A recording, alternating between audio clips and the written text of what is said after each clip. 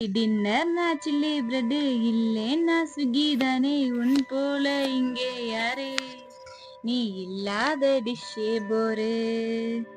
Okay, ஃபைனலா இப்போ நான் என்ன சொல்ல வரேன்னா, ஒரு கடாயில 3 ஸ்பூன் எண்ணெய் ஊற்றி கடுகு போடுங்க. கடுகு பொரிஞ்சதுக்கு அப்புறமா கொஞ்சமா கருவேப்பிலை போடுங்க. அப்புறம் நம்ம நறுக்கி வச்ச வெங்காயம், நம்ம அள வச்ச வெங்காயம் தான், பட் இருந்தாலும் போட்டு நல்லா வதக்கி எடுத்துடணும். எடுத்துட்டு கொஞ்சமா இஞ்சி பூண்டு பேஸ்ட் போட்டு நல்லா வதக்குங்க. அப்புறம் பழுத்த தக்காளியை ஒன்று கட் பண்ணி அதில் போட்டுக்குங்க.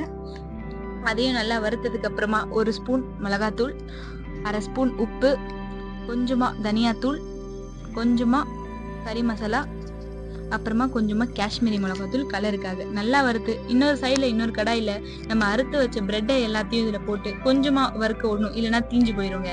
அப்புறமா நம்ம செஞ்சு வச்ச இந்த மிக்ஸில் இதை போட்டு நல்லா கலரி எடுக்கணும். அவ்வளோதான், நம்மளோட சில்லி பிரெட் ரெடி. வாங்க சாப்பிடலாம்.